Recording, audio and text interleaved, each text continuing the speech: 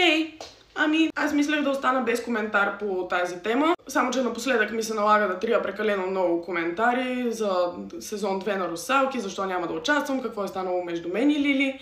Затова реших честно да си седна и да си ви отговоря на всичко, което мога, вместо да блокирам имена от коментарите ми. Да започнем с любимия ви въпрос: ще участвам ли в сезон 2 на Русалки?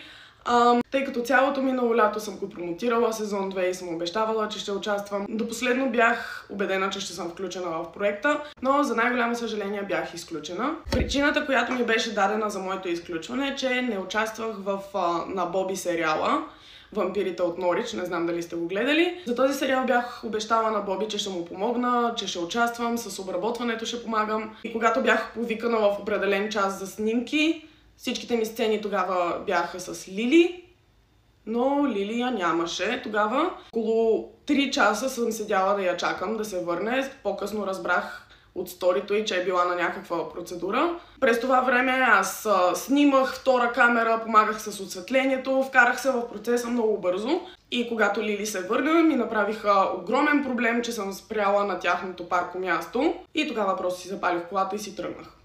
Обясних на Боби ситуацията на другия ден и той се съгласи, че не е честно спрямо моето време и ми намери заместител още на следващия ден. И аз въпреки това съм обработила всеки един епизод на този сериал срещу сумата, която нормален едитър би взел за половината на един епизод. Да, това е измислената причина, която аз получих от Иван и Лили, които застават и казват, че съм несериозна, вместо просто да си ми кажат, че не ме харесват вече. За втория по-гаден въпрос: какво всъщност стана между мен и Лили? Много ми се иска да знаех отговора на този въпрос, но за най-огромно съжаление дори аз не знам какво стана. С нея бяхме заедно почти цяло лято, така бяхме. Не се прибирах с дни само и само да обработвам Русалките, дадох си 100% за нейния проект. Накрая на лятото почнахме леко да се спречкваме за някакви глупости, обаче това е нещо нормално за хора, които прекарват всяка една секунда заедно. Няма как да се разбирате за всичко, особено под всичкото напрежение с всичките хора, които разчитаха на нас. И реално никога не сме се карали истински, никога не съм и повишавала тон, никога не сме си крещяли. В редките случаи, в които имахме неразбирателства, аз винаги съм държала да си я дръпна след това настрани, да си кажа, че си я обичам и че сестрите понякога са така. Бях с нея до последно, до 30 септември. Това беше последния ни ангажимент за Русалките, беше една огромна фен среща. Момента, в който вече ни трябвах за Русалки, тя просто спря да ме търси.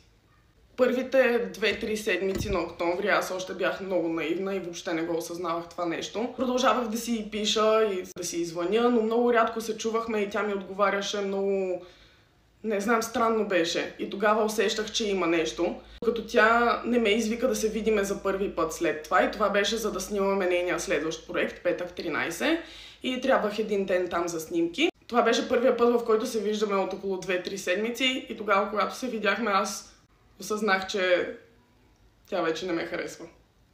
И се почувствах супер наивно, защото усетих, че тя държи някаква неприязън към мен от доста време. И нещо, което не знам дали е окей да споделям, но тя през първия сезон, през цялото време говореше зад гърба на Ева страшно много. Казваше за нея само като приключат Русалките и я разкарвам, не искам повече да я виждам никога. И след това се оказа, че аз бях Ева. На снимките на драма беше много гадно. Тогава мисля, че си снимах едно видео, което си го снимах само за да си разкажа какво ми е на мен. И си ми седи на private от доста време, от декември. Ще ви пусна един отказ все пак, за да видите за каква гадничка болка ставаше въпрос. Отвратително фейк хора. Хора, с които допреди месец съм била така човек, най-близката ми приятелка. Всичко можех да й кажа, всичко й казвах, всичко й споделях. И тя не ме потърси, човек. Приключихме да снимаме Русалки и тя не ме потърси. Никога повече, просто е така. Само за да снимаме някакви други неща, само по работа. И дори не ми каза защо. Дори не ми каза какво направих.